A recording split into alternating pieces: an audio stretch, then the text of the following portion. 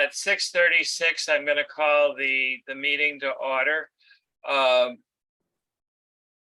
Pursuant to Governor Baker's March 12th order suspending certain provisions of the open meeting law as revised and the revised order. And by the way, on the 16th, they extended open meeting, remote meeting thing. So we were now extended for another period of time. All members of the public will be permitted to give an opportunity to speak and access the meetings in real time. All votes will be taken a roll call. I am going to list the members that are attending remotely. Myself, Fred Clark, is chair. Bill Cook is vice chair. John Katz, a member. Ananda Timpain is a member. And on the telephone is Garfield Reed. Those are the 5 members who are in attendance remotely, and we're going to call the meeting to order. We have a very, very busy agenda tonight. I think it's a lot of value and a lot of pack. I'm going to skip over the business of the meeting minutes and things like that to later because we do have a couple of guests. Amy Turnbull is here. She's from the American Tiny House Association. She may have some other people with her on virtually as well. And she's going to give us a small presentation and show what's there. Also, Jane Ralph has interrupted her vacation to come in and talk to us about Construct's proposal for Windflower Inn. And Jane, I hope you don't mind. I hope you can hold on for a little bit, but I promised Amy that I would get her on first so that we can get things going. Thank you for consideration. So without further, Amy, I've promoted you to a panelist. Can you give us a little introduction? And do you have other people with us tonight? I'm waiting for Kevin. I'm not sure if he's here. I don't see him on the Zoom. Yes, he is just signed in. I'm just promoting him. Okay. Am I able to share? Because I'm not seeing a share button because I have a presentation. It says you can share.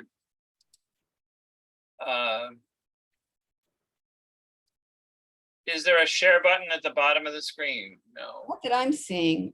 Maybe I have to. Oh, there it is. Okay. So sorry, I had it. The whole thing was okay. Host disabled participant screen sharing. I think you have to enable it. One participant can share at a time. Host. No, who can share? Host and panelists. I believe I've done it. All right, let me give it a try.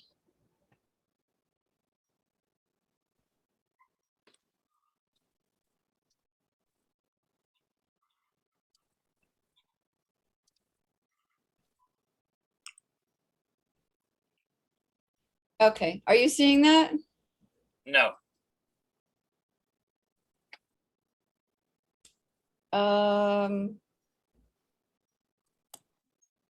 So I think you need to enable it.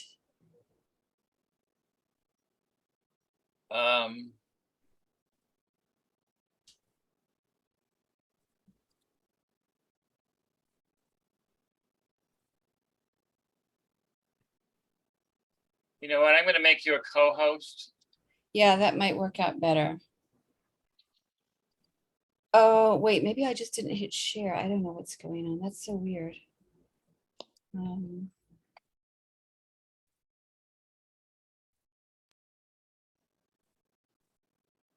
Okay, are you seeing it now? Yes. Oh, okay. So let me just change the. Okay, sorry. Are you seeing it now? Yes. Oh, okay, great. So so first of all, let me start with a thank you. I'm grateful to be here, and I'm really excited about this program. We have put together a very tiny presentation for our Tiny House Incentive Pilot Program. I am Amy Turnbull. I have a background in planning, and I have been with the American Tiny House since 2016. And I would like to introduce our president, Kevin Polk, who will take the first couple of slides. Kevin?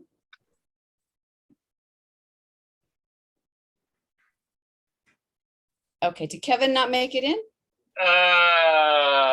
He's here. Maybe he needs to unmute. Hang on a sec. Okay, can you hear me now? Yep, there you go, Kevin. Okay, great. Okay, thank you. American Tiny House Association has been very active across the country in helping make communities make use of this resource. We've worked on getting better laws and ordinances in place. I think we actually helped provide some language for the ordinance that Great Barrington passed. And then we've also worked with them to get those things to become useful. Amy, if you want to shift to the next slide. The program that we're proposing, which is to do a demonstration there, is something that we've previously done elsewhere. In Santa Rosa, I ran a project where we had the same situation where the city of Santa Rosa had passed an ordinance and then nobody used it. And so, in fact, the city didn't really even know how to do it themselves. And so we raised a little bit of money, and we placed one tiny house, movable tiny house, under their ordinance, and basically got all the kinks worked out of their system so that they could subsequently begin to get more of them in place. And so that we're interested in doing a version of that here with your help. And Amy's our lead person there. I'm out in California. She'll be our lead person there. And so I think I'm going to hand it back to you, Amy. Okay, so one of the things that we didn't do on that project that I would like to do in Great Barrington is, after we have done this demonstration project, that we take it one step further and we document it for Great Barrington's website, so that people will know how to move forward. But I'm getting a little ahead of myself. I just wanted to say that there. Great Barrington's ordinance for movable tiny houses hasn't been used yet, very similarly to Santa Rosa's. And a lot of this has to do with people just have a tough time getting started. It's hard. I mean, I have a background in legislative process and planning, and I could go in and look up a master plan, no problem. But a lot of people really struggle with that. So I just wanted to bring that up. Getting some feedback there. So not having done this project, but having it legal is unfortunate, because creating these tiny house spots is really the fastest and least expensive way to get workforce housing. Creating legal movable tiny house spots needs to be one of the things in Great Barrington's housing mix, I feel.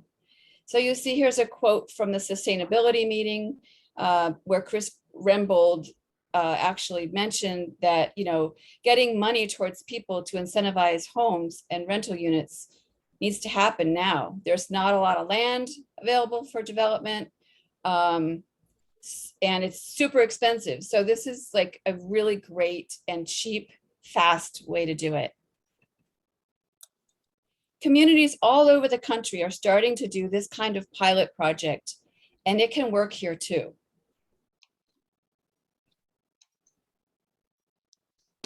We think the best way to get started is to develop more information, to sort of do a discovery specific to Great Barrington's needs. So what we're looking for is some funding in which to do a community survey and an outreach project in town that will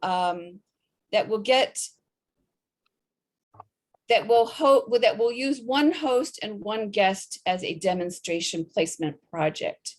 And from that, we would then, like I said, document it, get it on the website, and others would be able to replicate how to do it.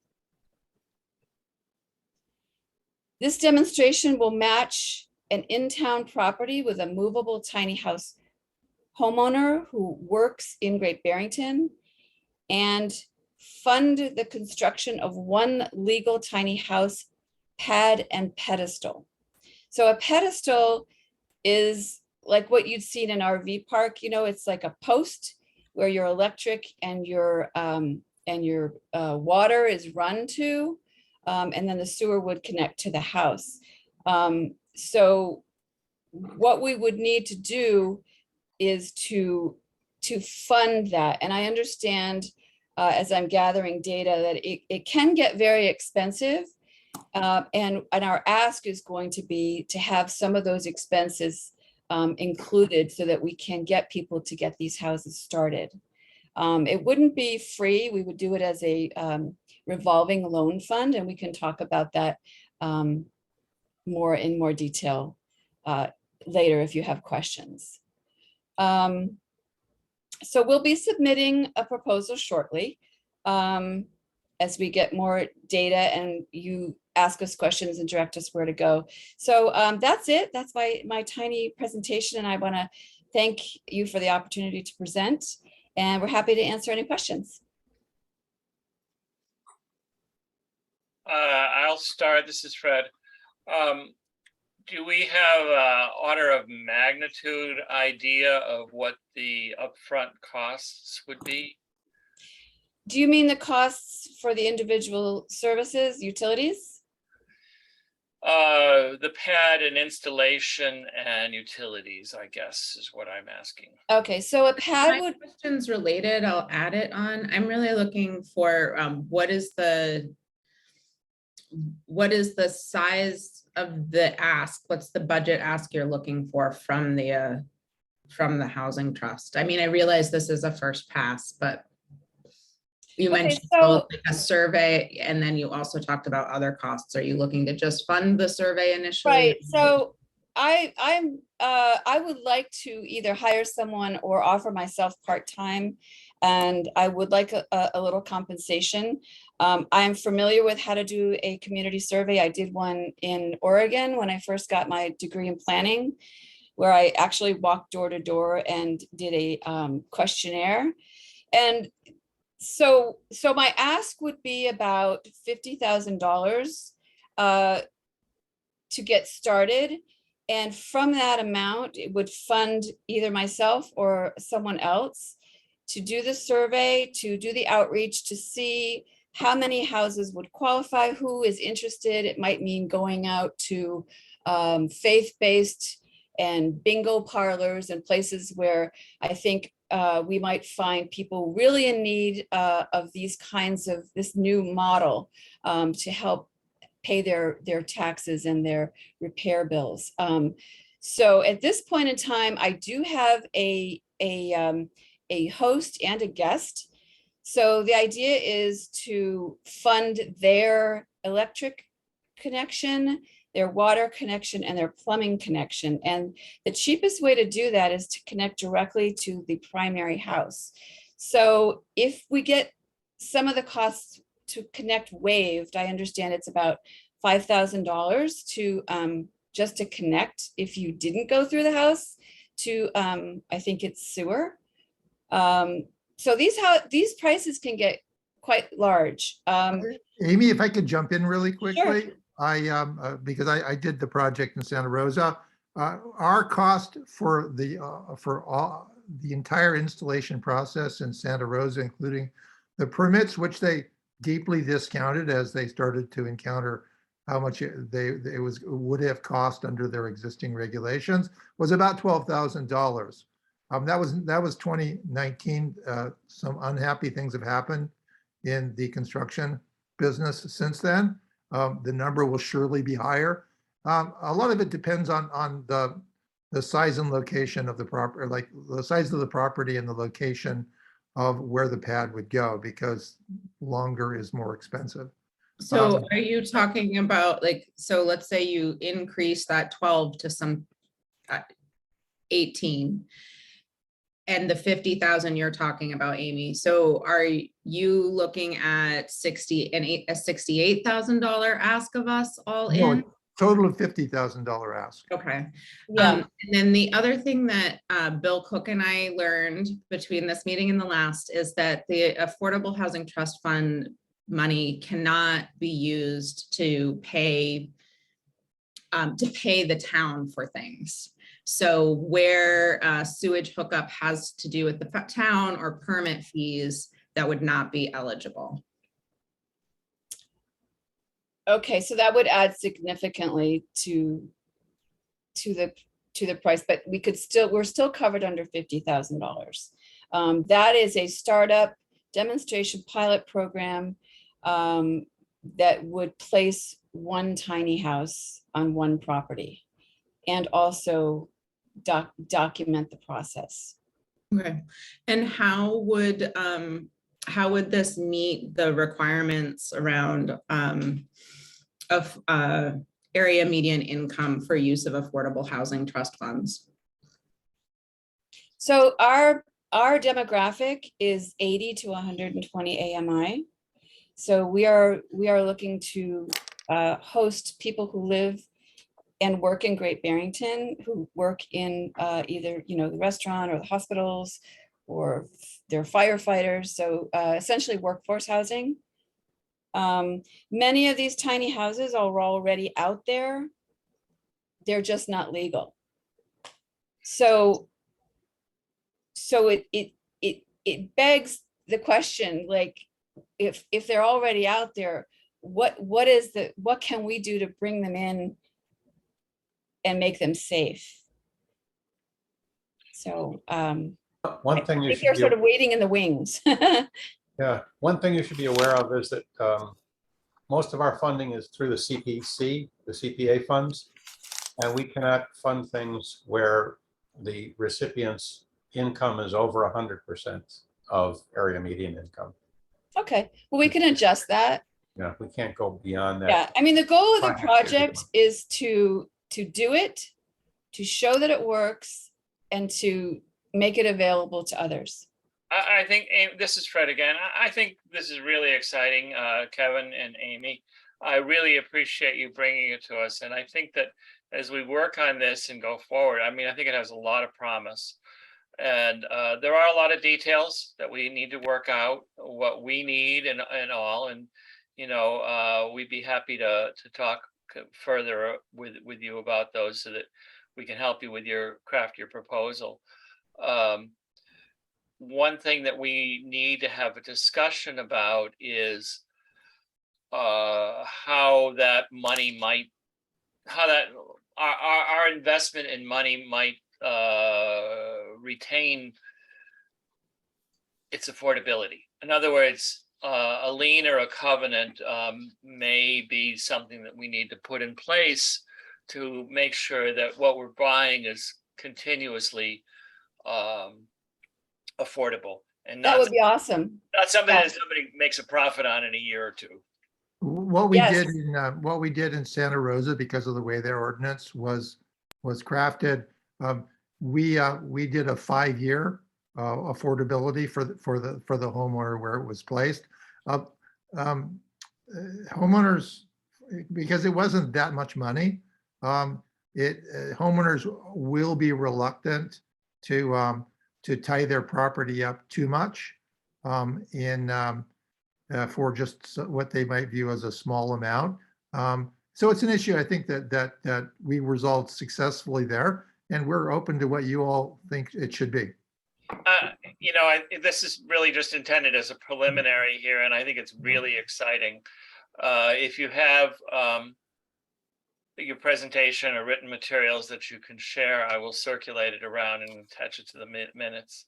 I think if there's enough interest among the Affordable Housing Trust that members to move deeper into this process, I'd love to see a detailed proposal that flushes out what it looks like your thoughts around how to build in long-term affordability, how your prospect trial, because I think I heard you say that you have some folks you're thinking about working with already, how that fits with our AMI requirements and a detailed budget. That would be my suggestion for next steps. Okay, We great. will provide that. Yes, thank you. I have a question. Where is the land coming from and how do we gain it? And are we gonna have monies to buy the land? I don't imagine land will be free. No, these are people who already have land. These are people in Okay. town who have space on their property. So It's what- it's an accessory dwelling unit. So they would just, I know what it is. I just don't know where we're gonna put them and how do we know we're gonna be able to put them anywhere if anyone wants them? Well, we Yeah, look for yeah. candidates, Garfield. I'm sorry? Yeah, well, We will look for candidates who would be interested in this. yeah, that would be part of the outreach and the survey. I think it's really exciting. I think it's the best way to implement this. As I think I indicated to you, our planning board, and several members are with us tonight, including Garfield, who was on the planning board and is now on the select board, would be very proactive, as you know, in creating the accessory dwelling unit and the tiny house ordinance. But we need to show a way that can implement it. And that's what this group is. They do policy, we kind of do implementation. So we work hand in glove with the planning board, and this is a perfect example of that. And I'm so excited about it. I think it's a great way that we can show the potential of this, because many people are concerned. So I might add that while we're doing the discovery for tiny houses, we could also do it for ADUs. So that would be a short leap to get that data as well. And We- maybe as you're pulling together a proposal to see like a timeline and what you see the project unfolding over, because it sounds like with your experience, you'd be really well positioned to give us that picture. Yes, I can do that. No I have a question as well. I have another question, if I may. When you did this out, I'm sorry, where did the gentleman say, Kevin say it was done again? Santa Rosa, Santa Rosa. California. All right. And the people that you got to agree to build the tiny house or the ADUs on, did they want some compensation? And where does that money come from? Kevin, do you want to speak to Yeah, that? I can speak to that, yes. So the situation was a woman, a young mother who was homeless and living in her car, raised $60,000 to build a 400 square foot tiny house. And then she needed a place to put it. And someone who had been watching her, a next door neighbor who had been watching this, said, well, I'd like you to come over and live on my property. And so we went through the process. We raised some money to put the hookups in. We didn't do it through the city because we were wanting, to get something like this going for the first time. So what the homeowner wanted was, the arrangement we got with the homeowner was that she agreed to provide free land rent for the first year. And also to then provide a below market land rent through the end of the 5th year. And then after which time, in Santa Rosa, the duration of the permit was only for 5 years because they did it under an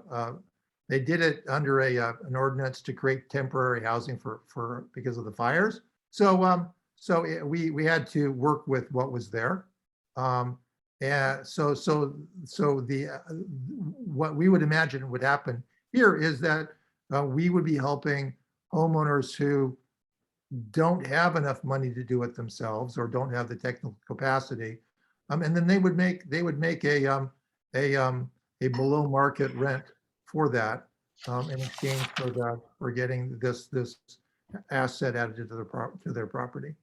I hate to appear kind of cynical, but some people that maybe don't have all that money may not own even the property to put the home on if they're not really. They're renting the Financially. property, Garfield. They'll be renting the property. Right, but you have to have property, Fred. If these people don't have the property, No, this would be like me saying, I want to put it in my backyard. I understand that. I just don't see people being that generous here. And I just think that We're gonna try and see if it works. Listen, I really appreciate this. We need to move on, but there's time for one more question, and I know Jonathan Hankin has his hand up. Jonathan has been formerly a member of this group and on the planning board, and he's been one of the leading proponents of tiny houses. So Jonathan, please try to be succinct if you could. I'll be very succinct, and I don't have a question. I have an answer to Garfield's question, which is you Thank have you. 7.25 acres on North Plain Road. It would be perfect to have some tiny houses on it. We know your opinion. Correct. Uh, Thank you. we can keep that. consider that. You know, Jonathan, it's not a bad idea. So, Kevin and Amy, what he's alluding to is we have a project on 7 acres right now that with Habitat for Humanity, and we're in the process of getting the grant work to put the utilities in right now, and it might just work out that this could fit into that envelope. So Yeah, with respect to the economy of scale, they're finding now that when you are doing new construction, it's better to get it all set up as if you're going to have an ADU ultimately. Yep. Thank you so much. I'm sorry to, not spend a whole evening talking to you because it's really a fascinating subject. And we look forward to hearing from you and talking to you again. Please feel free to reach out to us, to me, or to any of the members here. And we look forward to it. Thank you again for everybody. Great, thank Thank you. you.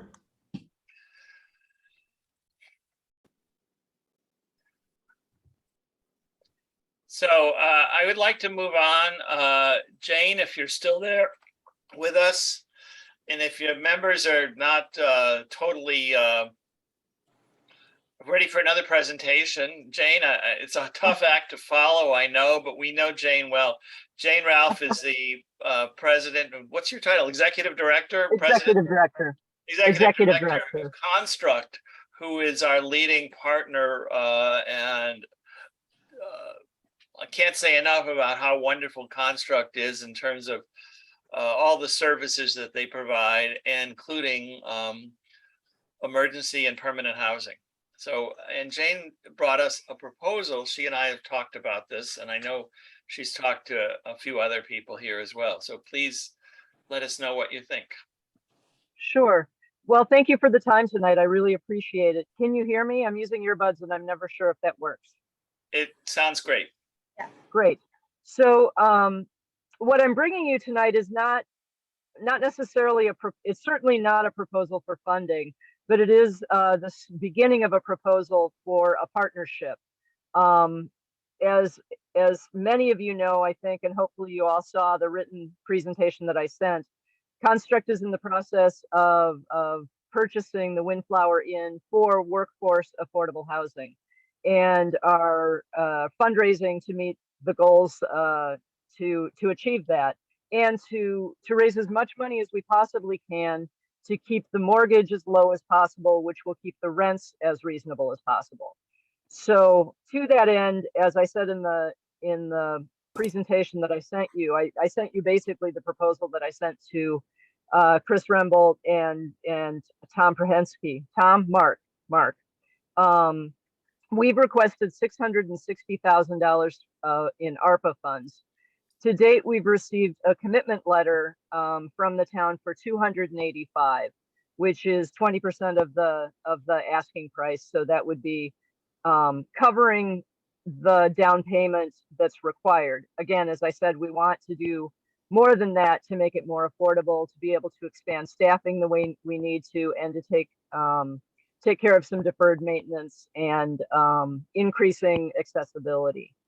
Where we'd like to partner with the Affordable Housing Trust is in deeding 6 of the units, if we got the full 660, deeding 6 of the units as affordable, and working with the Affordable Housing Trust as the compliance officer for that. So we would provide an annual report stating the compliance that yes, all of the folks that are in those units are income eligible, and we discuss what that would end up meaning. We're about a month into the process thus far, so we're making pretty good progress toward the purchase price. We have a favorable mortgage agreement with Greylock Federal Credit Union, in part because of the ARPA funds they've received. And we're looking at models, probably a blended model of renting directly to employers who would then place employees who need housing, as well as renting directly to employees. I think we've all probably heard horror stories of employer-based housing where, you know, there's 15 folks in a flat that should serve 2 people. Obviously, the employers we're working with don't want to do that. We don't want to do that, but we also recognize that it can be difficult to stay in a job that perhaps you are not finding you're well suited for, just to save your housing. So we want to make sure that there's some flexibility in that model. I don't know, I don't want to read the thing to you since you've all had it for a little bit of time, so I'm happy to have this become a little more conversational and hear what your thoughts are. I have a question, Jane. Sure. Okay. One of the things I hope that I can say this out loud. I believe you had asked me to write a letter for $850,000. Our request was 660. Okay. I don't think that's what my request said, but nonetheless. Well, I appreciate you asking for more, so thank you. No, I'm pretty sure if I find it, I'm pretty good remembering numbers. Nonetheless, my question was what if the employer fires the employee? How does that work for the person who gets the house or has the house? And he's an employer who's his landlord, if you will. Doesn't sound like a very good scenario. Well, exactly, and that's one of our concerns as well. That tenant would be eligible. They can't be evicted without cause or because of lack of payment. So they would be entitled to the same due process that any other tenant would be. We couldn't simply remove them if the job didn't work out or if the employer, you know, it wasn't a favorable agreement. So that's one of our concerns as well. Can we do it without having employers being the landlords, if you will? Because that makes for some sticky. We would like to do a model that includes both, in part because we're trying to build off of a model that a number of employers were attracted to, that was started by Josh Irwin, and so we're trying to pick up his mantle a little bit and look at how we might be able to do that together. There definitely are positive models out there. I sent some of the examples from Aspen. There's some on the Cape. Many of the examples are seasonal employment, and we know that that's not what would probably be the case here. So that's something we're going to work out with folks who are housing seekers and employers. We put a survey out both to employers and to housing seekers to make sure that whatever models we come up with, and I think it'll be a hybrid, honestly, that we're able to meet the tenant's needs as well as the employer's needs. So I know that's not a clear answer yet, but we want to take this time before closing to make sure that we are looking at all the possible implications.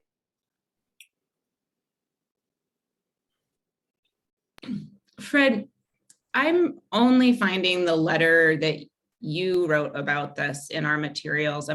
Is there somewhere I should be looking? I'm going to resend it right now. Okay. So Jean, you said that there's 6 units that you would like to partner around specifically, right? That would be deeded affordable for the life of the mortgage. That's the conversation we had with the town thus far.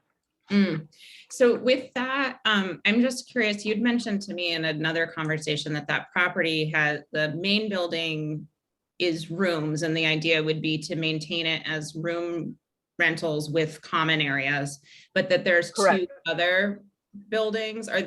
Will they also be developed as or offered as rooms, or are you thinking about a different situation there?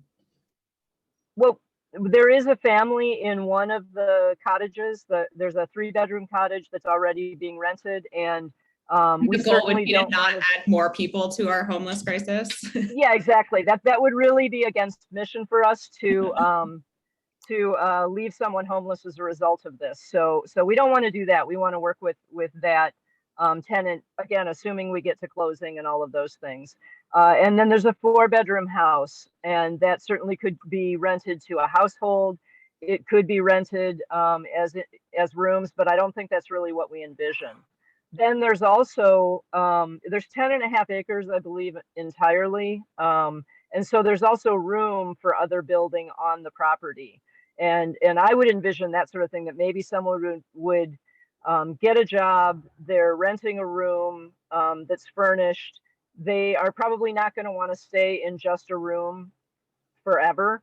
And so whether it's our additional development or other development that happens for workforce and affordable housing, there would be a next step. We know that those next steps are not available yet, but this is a great way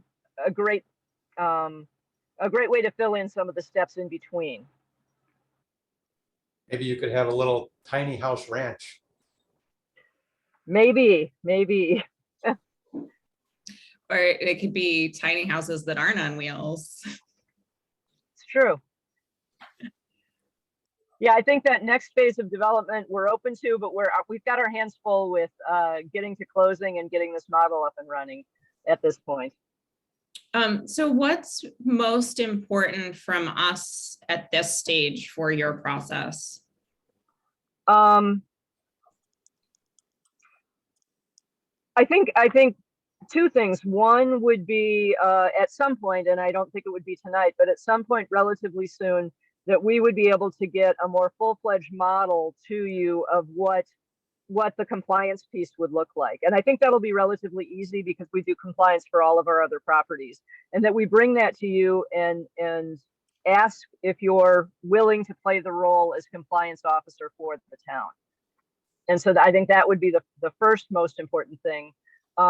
We do plan, when I get back from vacation, we plan to have a second conversation with the town about additional ARPA funds. They've committed the 285. We're going for the, we really feel like the 660 is a great use of this first round of affordable housing ARPA funds. There's another round coming.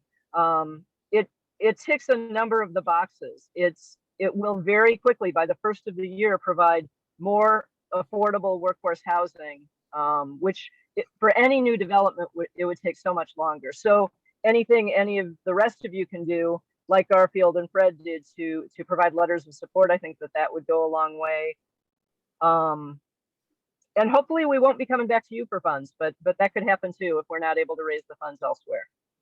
So Jane, what about the business community? What about upfront money from some of the people who actually will benefit from this? We're doing this to help not just the people, the workforce who needs it, but the employers and the service industries and such there that are going we're in conversation. Sorry, I don't mean to interrupt. Right. We're in conversation with some of the larger institutions that are employers who have funds set aside for charitable uses, for community investment, that kind of thing. What I know of restaurant work, both from personal experience as well as retail work, is often that margin is very. So I think that would be a hard thing for a small business to come up with a large amount of financial support. I think that there's other ways that they can support this process, and that they are. A number have written letters of support as well. A number have been very vocal about the need for affordable housing and have been good employers to the tenants that we already have in other properties. I just chose to take the proposal, which I've sent to you, and throw it up on the screen. So here is for those of you who aren't familiar, this is a very good photograph of the Windflower Inn here. Right, so that's the in portion, the scope of 13 it rooms. is a 13 Yep. bedroom inn, all of which I believe are ensuite bathrooms. Correct. So very, what Jane's saying, just to emphasize, right away, you've got housing for at least 13 people. That doesn't need to, nothing needs to be done about it,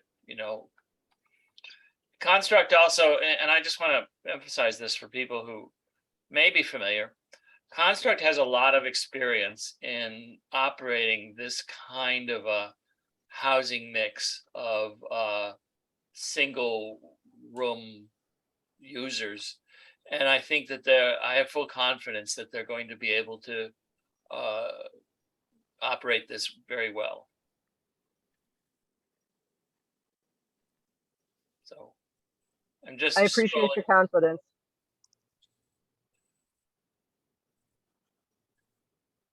And if you go to the existing inn website, you can see even more detail.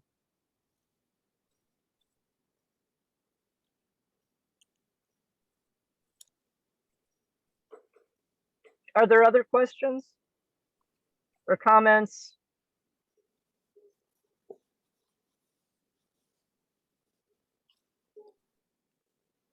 Garfield, going back to your question, the other thing that I really like about partnering with the Affordable Housing Trust for compliance is that would be another set of eyes that would be primarily about the finances, but we could report to you on other issues, on how the landlord tenant relations with the employers are going, and whether we think that that's a model that's worth considering expanding elsewhere.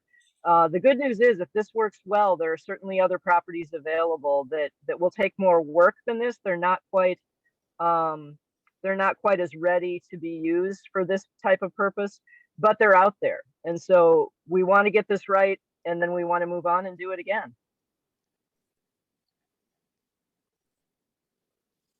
Are some of these, or some 13 rooms, or one room establishments, if you will? They're right. They're rooms in the inn, but they're most of them are quite spacious. Even the smallest of them is larger than many apartments I've had, certainly in my life. And again, all of them are ensuite with a bathroom connected to the room itself. There's several common living room areas. There's a huge screened-in porch, and there's a large dining area. There's a commercial kitchen, and then another kind of kitchenette that we would want to build out so that there would be more space for both a commercial kitchen to be used, potentially for folks to do training, to get certified. There's certifications many restaurant workers have to get, that they have to go to Springfield or Albany to do now. We would love to partner with some of the restaurants to provide some of that kind of service there. So that's a business connection that we could do, and then also make sure that there's a place for the workers to be able to cook and have meals together as well. Well, we could have discussions in the future, but there is a need for like a maker space for people to make things that they could sell in farmers markets and things like that. If we open it up to the community, I mean, this would be an ideal. Right. There's so many different ways that one could go.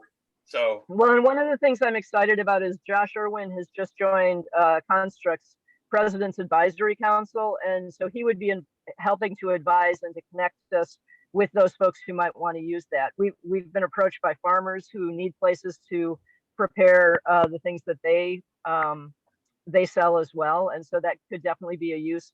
We're not experts in that, and we have our hands full with the housing side, so we would love to partner with someone to take the lead on that. I also hear that Railroad Street Youth has a really good culinary program, so there might be a good way to partner there. There's that. I've had conversations with Deb Phillips, who has a really good ongoing map of the multiple people talking about a makerspace kitchen thing. And the last conversation I had, I remember her saying, yes, this is happening, and it's happening in this spot. So I don't remember what it was though. Well, any wheel we don't have to recreate sounds good to me. Will this be something that will have to have someone managing it? And I'm concerned, well, if we try to Of course, yeah. get the business owners to oversee, if you will, or. No, we would be the property manager. That would be That's in-house. what- Absolutely. That's what I wanted to know. Yeah. Because I was too Yep. concerned. And if we're gonna we're gonna need, yeah, we're gonna need to expand staffing to do it. So that was the part of the rest of the funds that we were requesting from ARPA. How much more staff do you think you'd need, Jane? Well, we need an additional maintenance person and an additional property manager. Okay. And could that be somebody who like lives on the on-site house, maybe? I don't know. Potentially, I think, we're open to a number of models. Currently, because affordable housing is so tight, our current policy is that we can't provide a service to an employee that, would take it away from someone else. So we would have to look at how to do that equitably. And fair for the person in terms of the time off, because it's important to get away as well. Well, thank you so much. It's an exciting project, and it sounds like you moved it along quite a bit since the last time you and I spoke. It sounds so real right now. I know. It's getting very real, which is nice, because one of the big challenges has been properties have come on the market and we haven't been able to get the capital together to get them, and they are used now for other purposes. We look forward to helping out any way we can. Well, almost any way we can. You can't All have right, our thanks a entire, lot. you can't have our entire operating budget, but other than that, We just have to ask the CPC for more money. That's all. well, There you we've go. got two great things to mention when we talk to the CPC committee again. Speaking of the CPC, while we have you, Jane, I think we have shared goals of maxing out the amount of CPA money that goes to affordable housing. Mhm. And I'm curious if you would have an interest in having some shared strategy with the Affordable Housing Trust and also the CDC in how we apply this year, whether it's 3 separate applications advocating that, or whether we figure out how to do one application, but really going after that goal together in light of the housing crisis. I'm so glad you said that, because really for the last 6 months or so, Eileen Peltier of Berkshire Housing Development Corporation, Carolyn Valley of Habitat, and since Carol's been the interim ED at the CDC, we've been meeting together for exactly that kind of purpose, that we want any of the proposals we put in to be ones that the other partners can support, so that there's an understanding that we're all working toward that same goal and we all have our own niche, and there's more than enough for all of us to do. So absolutely.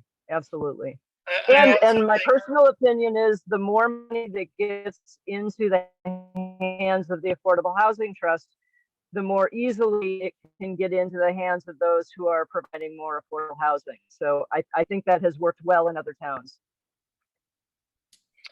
My personal opinion is that we should probably have some sort of a preliminary discussion with the committee or members of the committee and feel them out and or soften them up maybe for what we're going to be talking about. Am I correct in my understanding that the timeline is such that it would be good for us to plan a next step between now and our next meeting in order to be able to work in concert together? Yes. Absolutely. Jane, how much more do you think you'll need? Well, the sale price is 1.4 million. The staffing, staffing, we're assuming at least 40,000 for each position, probably more. The immediate, not immediate, there aren't actually any immediate maintenance or rehab needs, but we will need to replace the roof on one of the houses, I would say within the next couple of years. So we want to be prepared for all of that. So our goal is to raise at least 700,000 before closing. And obviously, if we get the ARPA funds, that goes a lot faster and we can turn to the implementation phase. Right. So I would be happy to volunteer myself to to have a goal of before our next trust meeting with Jane and our contact at CPC to explore how to mutually support maxing out affordable housing giving use of CPA funds, whether that's a joint application or just really being strategic in how we strategically and we support each other in the application. But it would be really great to have that crisis level response in how those funds are used given the housing crisis. Well, I think that makes a lot of sense. I think we should probably have a discussion about what would go into that meeting, and be happy to talk to you or Bill. Either I still think of Bill as a co-chair here, so either me or Bill, I would like to have involved with that discussion as well. Either myself or Bill. Anyway, Jane, thank you so much for interrupting your vacation. Get back. No problem. Go get a nice tall drink or something and relax, put your feet up. Don't think about us at all for the next couple days. Till Monday. We really appreciate all the work that you and your team does. And you couldn't be better partners. Well, thank you so much. I feel the same about the Affordable Housing Trust. Have a good meeting. Night. So we've gone through the first hour and we have a few business items that I want to address before we go too far. For those of you who joined us early, or I mentioned that Christina sent regrets and wasn't able to come tonight.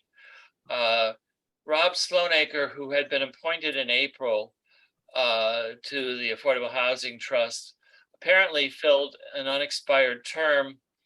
And when the select board contacted him about committing for a full term of, I don't know, a couple of years, 3 years, he decided that his business wasn't. So we have an opening. I have invited a friend who is a neighbor, actually. Joe Method has been involved with the community, and he has expressed an interest in joining the Affordable Housing Trust. I don't know if he's still. Joe, would you like to introduce yourself? And if you're, we're not going to hold your feet here to the fire, because if you've already decided that we're completely dysfunctional and don't want anything to do with us, now's the time to say. So. Yeah, no, I'm just like a citizen. Been in Great Barrington for 10 years, and I live in Tonic now. And I guess I do a lot of like Facebook dueling on the Great Barrington forum, but I wanted to try to join something that could make more of a difference. So yeah, but I'm interested in the work, and I think I can make it work. It's just a matter of getting my kids to sleep before I can join the meeting. So, but it worked out today. So yeah, I'm interested. Ed, can you send out a statement of how much money we have in total? Sure, but it hasn't changed. It hasn't changed. It's like 245. Okay. We haven't spent anything to my knowledge, but I will send it to you, John. I am reluctant to unilaterally appoint appoint members, so I would like the support. I will offer Joe Method as a member to join our group. And I'd like to feel out the group here and see if you're in support. If so, I can submit his name to the select board for appointment. I'd be in support, sure. Hey, he's a human, you know? Right. Warm body. I'm in support. Warm body, looking out the window. Yeah. The world goes by. Okay, well, thank you, Joe. We look forward to working with you in the future. Good. Shep has sent out meeting minutes for May and for June. The June minutes, I don't know if you had a chance to take a look at them or not. Can we have a motion to approve the meeting minutes? So moved. Second. Any discussion or any changes?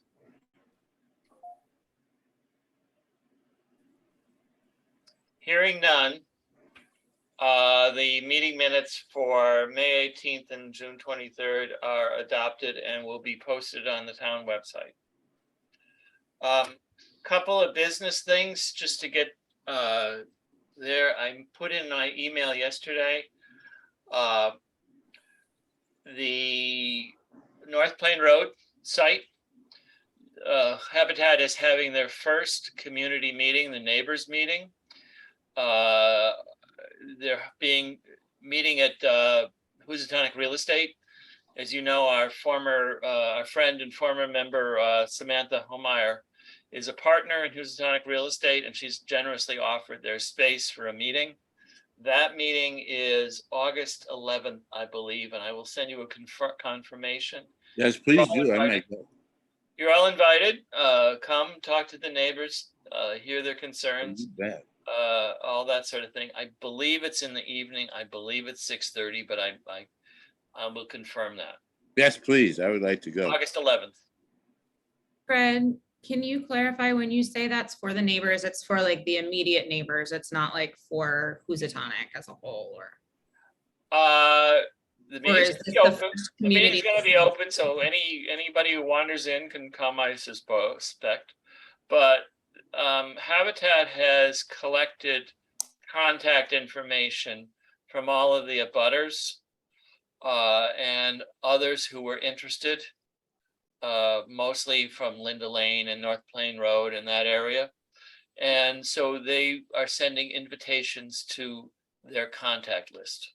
Yeah, I don't think they're going to advertise it like in the shopper's guide or something. I think it's just going out to, they sending invitations to abutters would be my understanding. Yeah, and the space isn't that. That's what my question is about. Is this like how we're, is this about relationship with building with neighbors, or is this about the community getting familiar with this project and valuing it and having buy-in?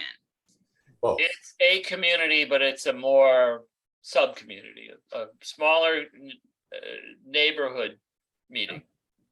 I just want to put out there that there is not general awareness about among younger folks in the community, like under 40, about this. And so I just want to keep our eyeballs out for where's the opportunities to get some of the folks in our community who might be the most excited and most invested in this innovative thinking into the mix, and talking about it and talking with their peers and talking to Habitat, and having that part of the community momentum to kind of offset the worry part that we started with maybe a little bit. Yeah, and I think you make a good point. I think it's great. You use the word momentum, and that has it's a great energy, but it also has a dark side too, in that this project's probably 3-4 years out at this point, and I don't know that we can keep up the momentum. And it's kind of hard to get momentum around sewer lines and things like that. There was one article that was published. I think Bill's included it on the website, We will, use the media to, or Habitat as a media officer.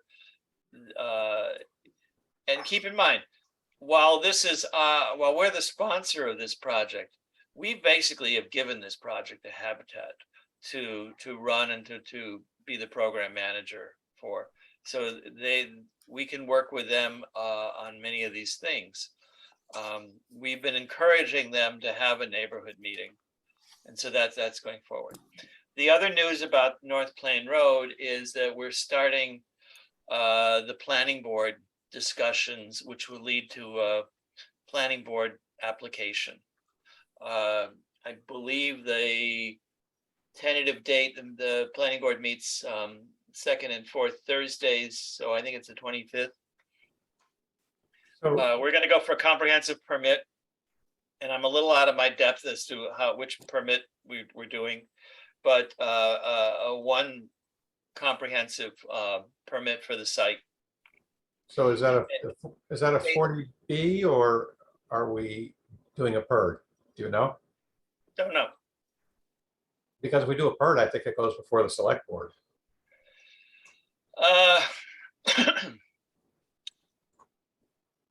I don't know. Okay. Anyway, So my understanding is on the 25th of August, we're going to have a sit down, and that the process that the select board, the planning board wants is basically a semi-informal discussion, a table discussion, if you will, basically a project briefing where the proponents come in and say, this is what we're doing. This is how many units, this is where it's going to be. This is the layout. These are how we fit into the zoning, that kind of things. And they get the initial reactions from the planning board. And then they go back and then they craft the whole thing. okay. So We have a, full engineering and layout, and our engineer will be there. it's not part of the special permit process at this point. It's preliminary. It's a preliminary to a special permit process. We And need I a would just special like- permit. Yeah, and I would just like to point out that if we're talking about this as our project in this space, then it's appropriate for us to talk about this as a project that we hold responsibility for advocating to the community as a whole and inviting the community in. And I don't think that undermines Habitat at all. I think that that is exactly the model Habitat uses. You're right. In the past, we have had meetings with the community, and they're a little rough for a while. Very rough. That was exactly, Garfield, why I was asking, because if the purpose of this meeting is about the neighbor-abutter relationships, that's great. That's different. I was asking, is this a good opportunity to bring in the people in Housatonic who are going to be so excited that this is happening even 4 or 5 years down the road, so that when people are in front of the planning board, when this is in the public eye in different ways, not only do you have the neighbors able to start to say, people were receptive to what I said, but you have some of the folks who don't see future housing as an option in our community at those meetings saying, this is exactly the kind of solution we need, and advocating for it through the process. Can you help You're us? new to us, aren't you? You dealt with Housatonic. I love your pipe dream, and that was lovely thoughts you have. And maybe it will happen. Good for you. You just need to tap the right networks. People talk about NIMBY, but there are also Yes in My Backyard people, and we've got them in our community. We have really creative, awesome people in Housatonic even. Yes, and we've been very friendly with them. We had a meeting long ago where we apologized for not getting them informed. I think things have been smoother. It sounds like it's going really well. Yeah. Once Habitat came on board, it was. Yeah. So, I mean, this is the first, I try to I keep you would informed love of to what's have going on. something that I can circulate in networks about the meeting, if this is the right meeting to do that. And if not, I'll wait for the right meeting. That's what my question is about. Let's push Habitat to set up the kind of meeting that you're talking about in the fall, maybe in September, early fall. I think, it's been a little, It's been a little difficult to get them to focus their resources on this project because of the timeline. And we've been trying to encourage them to do it. Things don't happen in the summer for whatever reason. I don't know why. But, you know, coming out of the summer in August and September, I think we can get a little bit more interest in this project.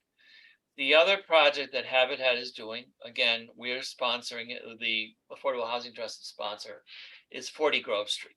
And that project is ongoing. And I think the synergy and the combined publicity about both the Affordable Housing Trust and the Habitat projects, both at 40 Grove Street and North Plain Road, are going to work together. And I sent information about volunteer request for 40 Grove Street this Friday, Saturday, and next week. I believe the Friday, Saturday of this week has been canceled.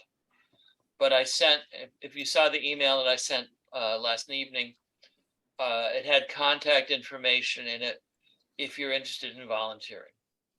Volunteering means they're going to be moving some scaffolding around. They're going to be cleaning out some debris, taking stuff to the dumpster, those kinds of construction activities. And more if you're technically talented. So those are opportunities. The Affordable Housing Trust members individually can show their support by getting involved with those projects.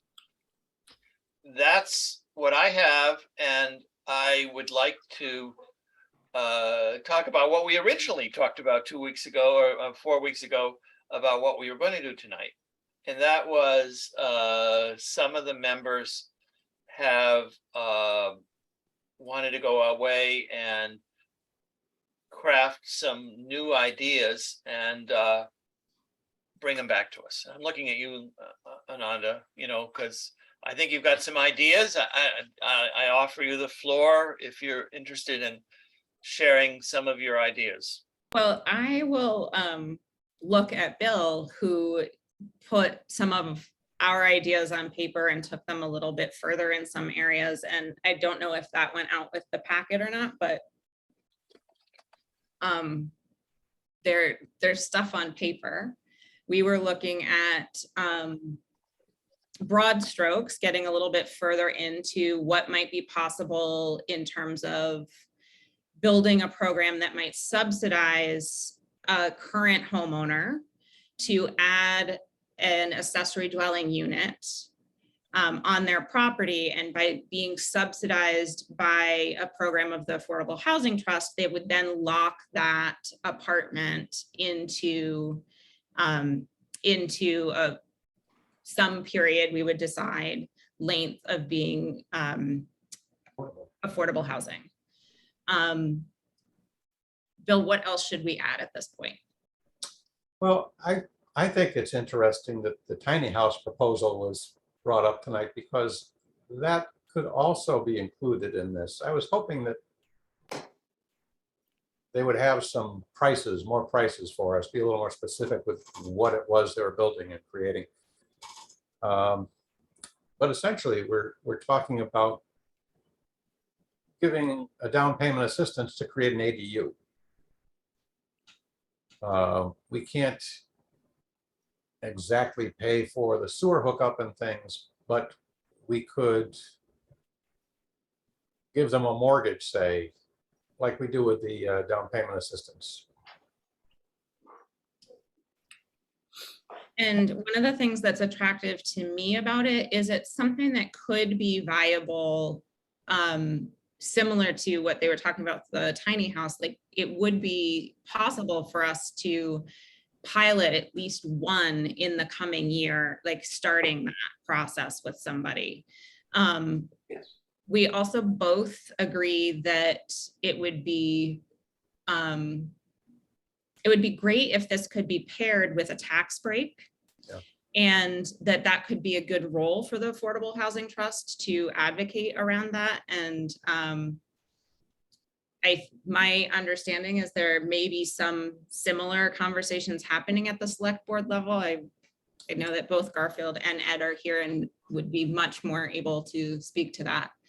The other thing that Bill and I were talking about was how can we start to have a sense of what this might cost, like the range somebody might be looking at, and then think proportionally, what is the program the Affordable Housing Trust wants to build?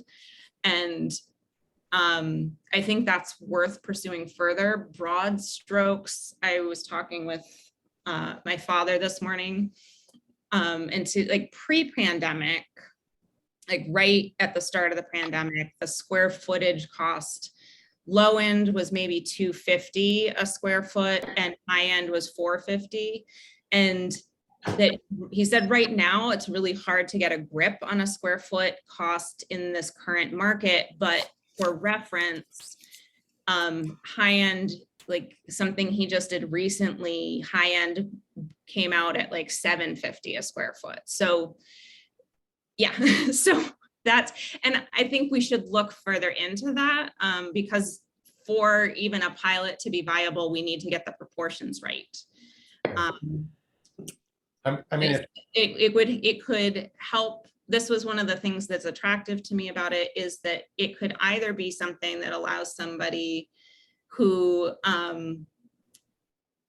is already AMI eligible themselves to stay on a property that they've owned for a long period of time, or it could help somebody who's outside of that, but given our high market rates, has a disproportionate mortgage. It could help their home become more affordable to them by being able to add an income stream on it. And Chris Rembold thinks that that works, that as long as the actual unit is restricted to affordable housing, this is viable. right, it would be like paying a developer to build an affordable unit. Right. You're paying the homeowner to build an affordable unit in essence.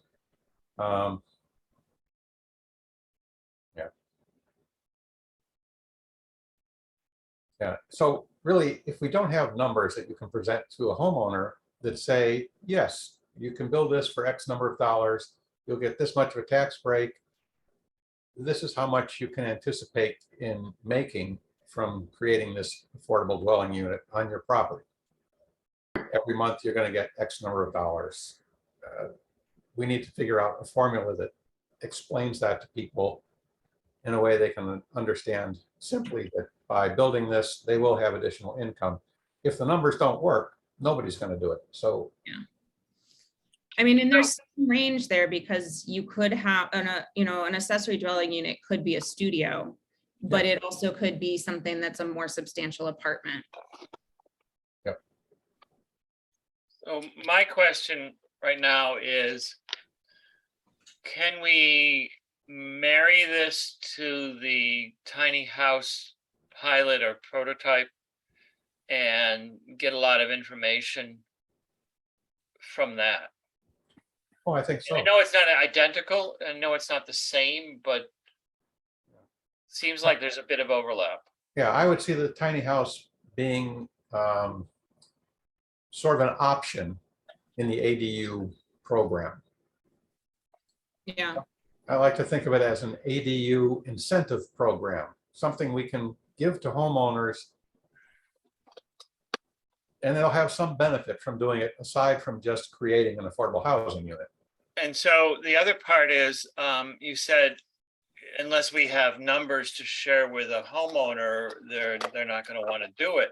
Well, the problem is that unless we're affiliating with a developer and or builder, Right. we don't control the numbers. That's right. We can tell somebody to the cows come home that this is going to cost you, say, $60,000, and when it turns out to be $120,000, Yeah.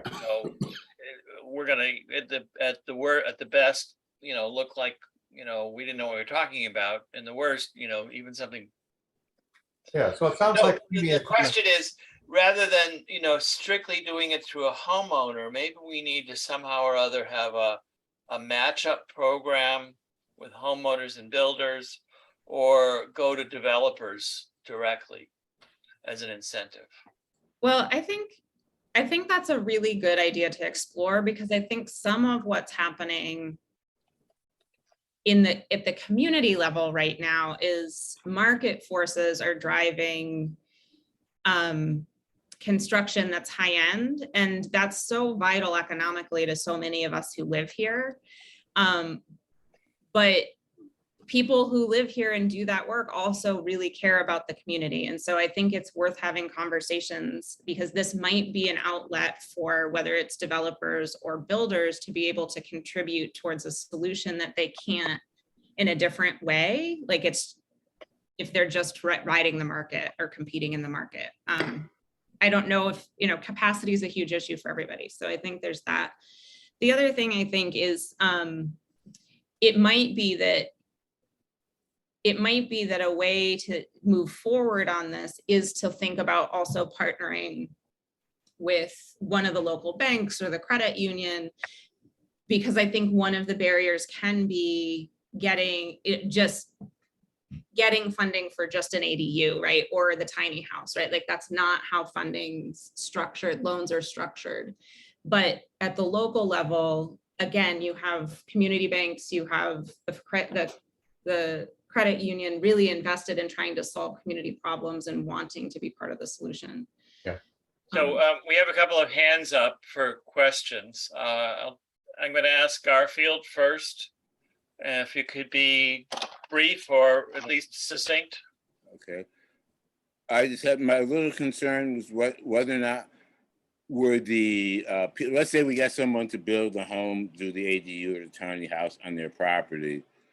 Sometimes it's been an issue. I've been reading things where they get, I can't say boring, but tiresome. People want to leave because it's just not really enough space. Who's going to be responsible if all of a sudden this person says, I don't want to live here anymore? Or we've expanded our family, we need more room.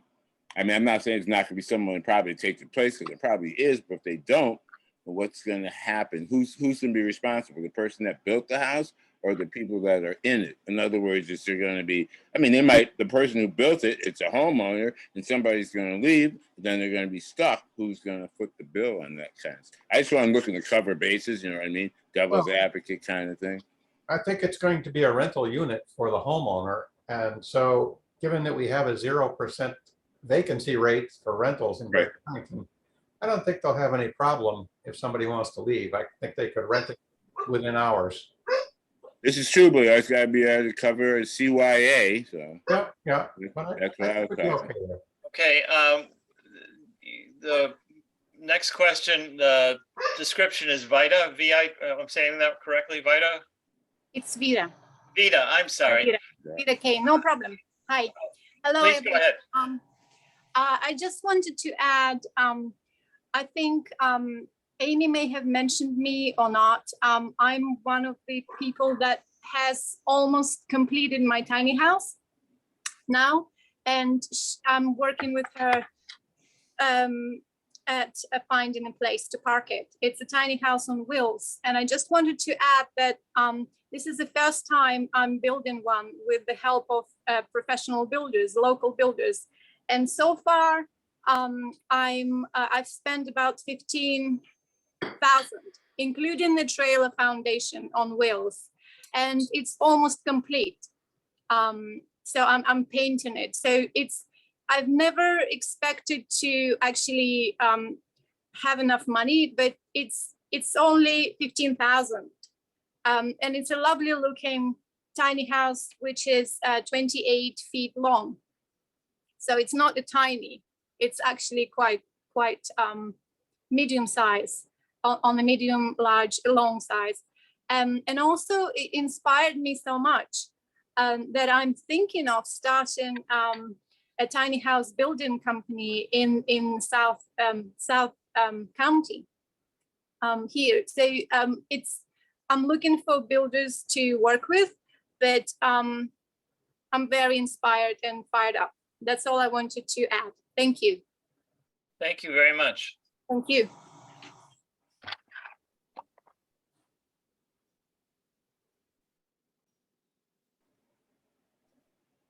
So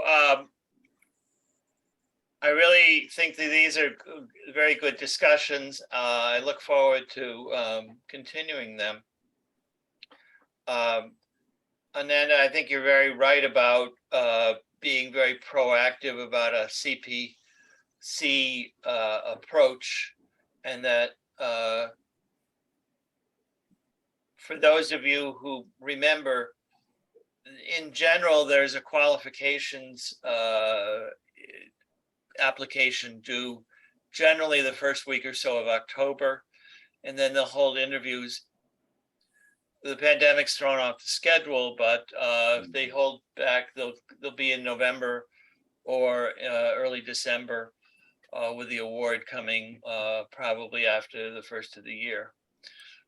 The award is only a recommendation to town meeting, but town meeting generally has followed the CPC allocations. We asked for $200,000 last year for any housing purpose. In other words, my problem with the CPC in the past has been that they have been project driven, that they're mostly interested in funding projects. They're interested in leveraging their term, leveraging their money so that that brings in other money. And that works for projects. It doesn't always work for programs in largely what we run. It also works when you're talking to a private nonprofit, but we're a town board. We're accountable to both the town meeting and select board.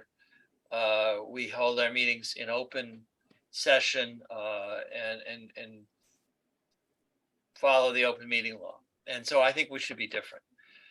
In other words, I don't want to handcuff us by saying we're only going to spend $25,000 on down payment assistance programs. Any other money we spend is going to go into rental assistance programs. Those are the main programs that we've been running. And that we should be able to decide what housing interest we have.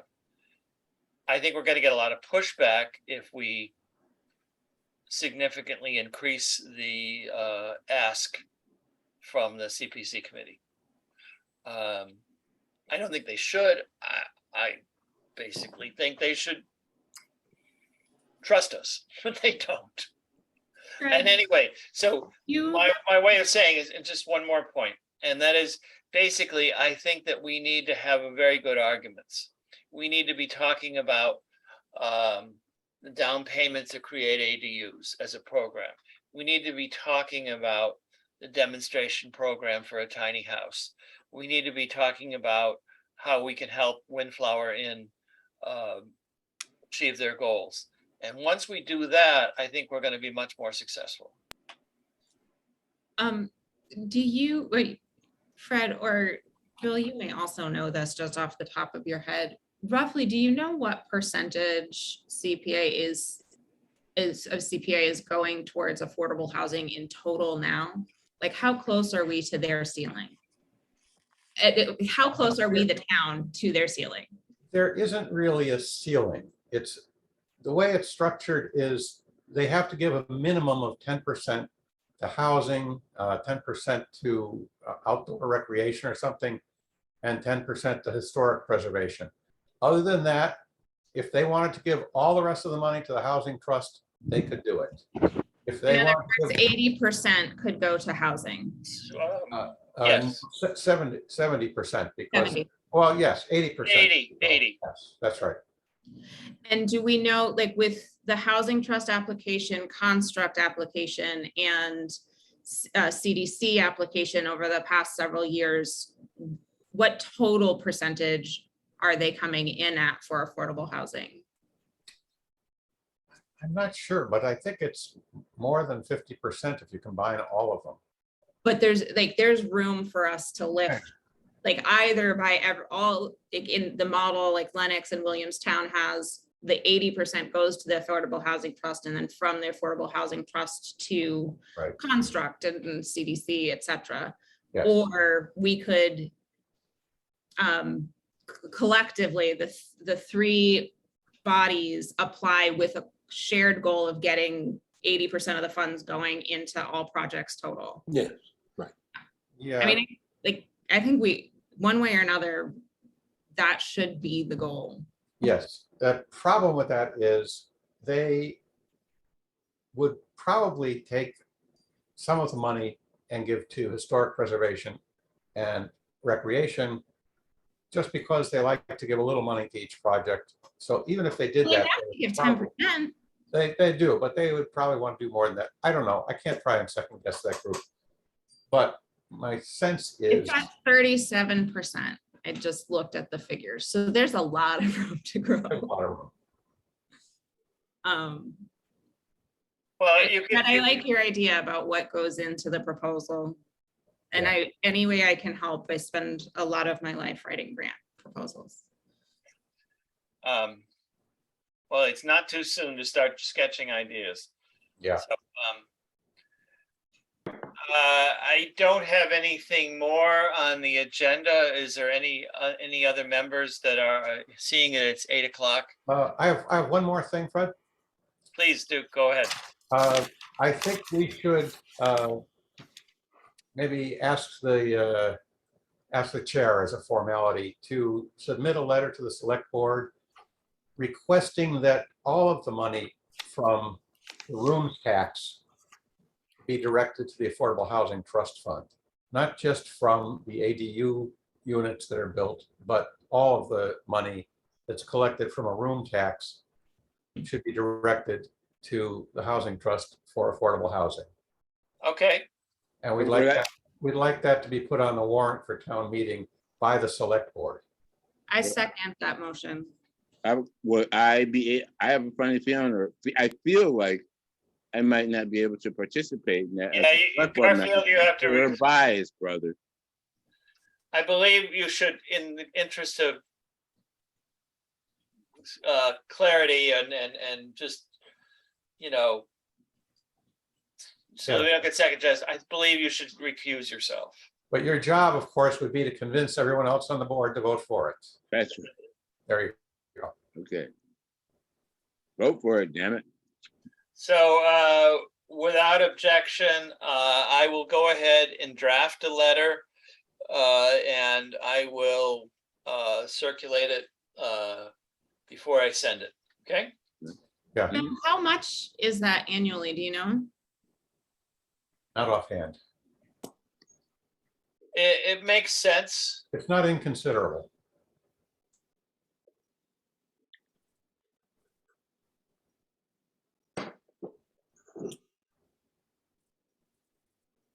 And I think that would also be all the Airbnb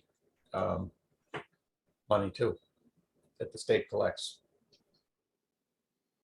That's a great Well, idea. Isn't the money that the state collect, I mean, you mean the money that goes to the town? Yes, the state collects it for the town, comes At back first, to I us. thought you meant that the state collects for the state, but makes much more sense the way you said it. Okay.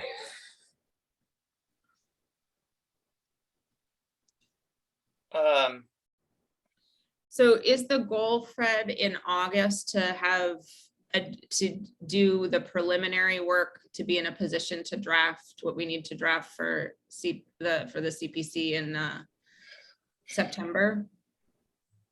Yes, I think so. Yes, but it preliminary, in my mind, means a bullet point outline. Right, but if we wanted to test out the idea of collaboration with Construct and our other partners, that would be the time to do it, right? Yeah, and I did have a sit down this week with Carol Bauman. What's her last name? What? I think it's Bosco Bauman. Bosco Bauman. Yeah, there you go. We had a really nice time. We went over to Extra Specialties. She lives in Housatonic, so we both walked. And she's, you know, as she attended our last meeting, very excited about continuing to work with us in any way we can.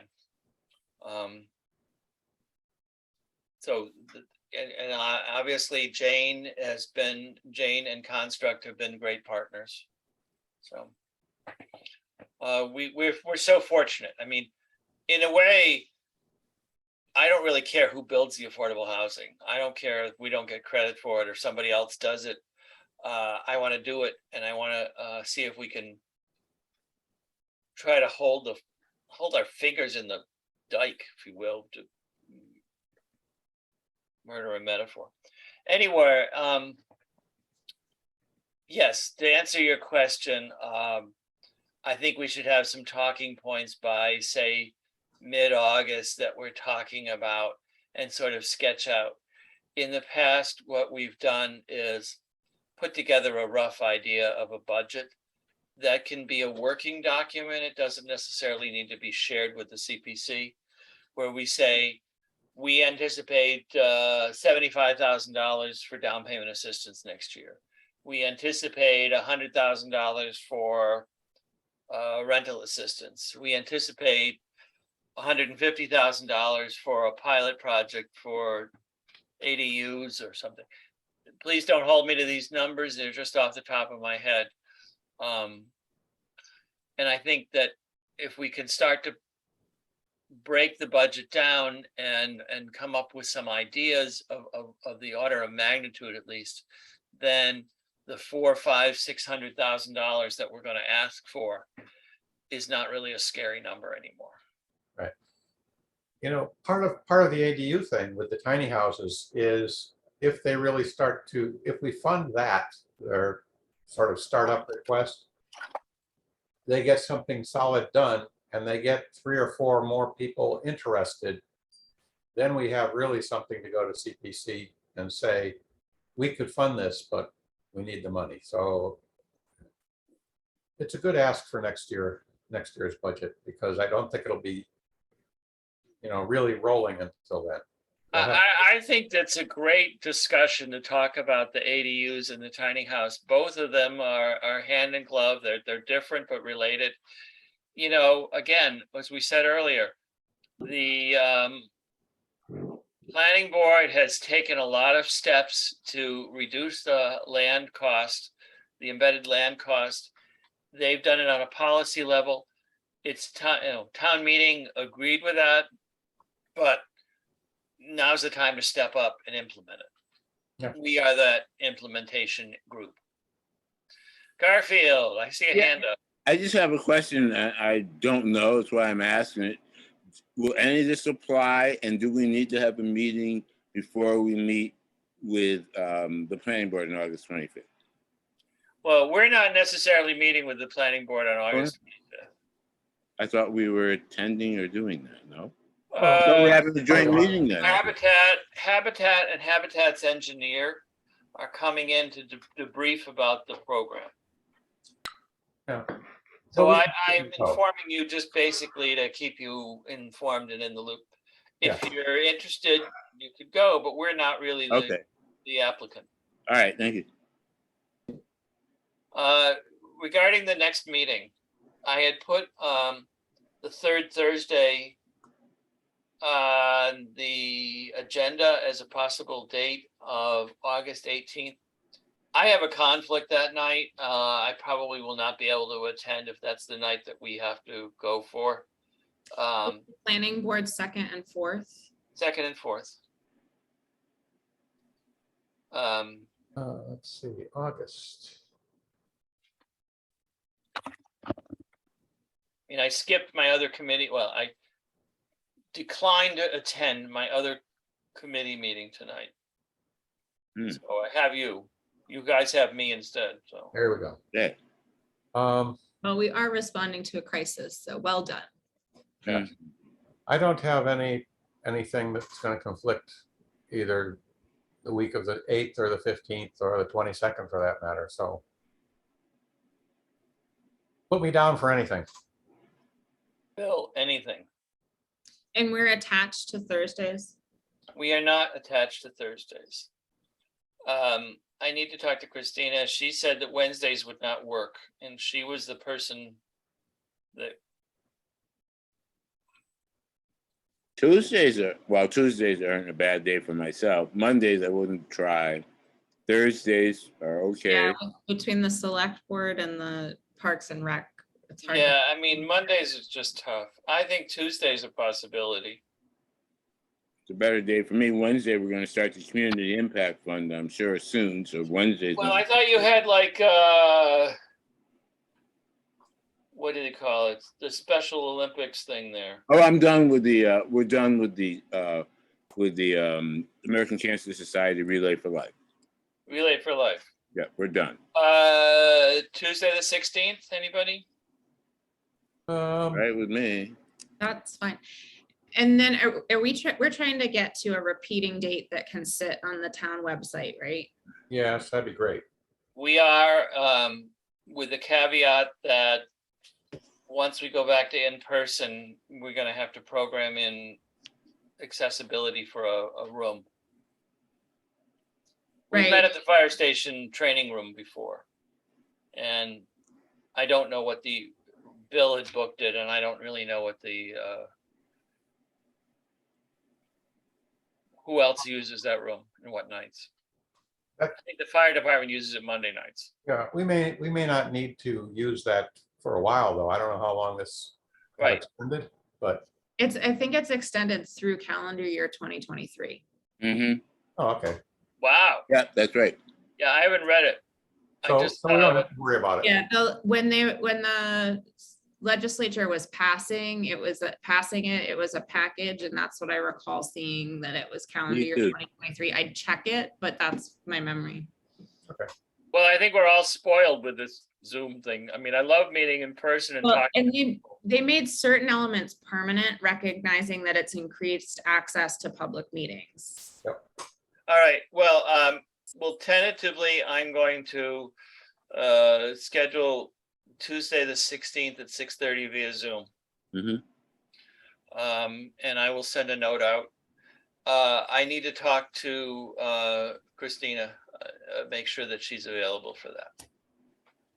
And I think you had also mentioned, I'm just remembering, that you wanting to try and align it for Chris Rembold's schedule. Only for the second and fourth planning boards mostly. Right, no, but so that he could attend these meetings sometimes.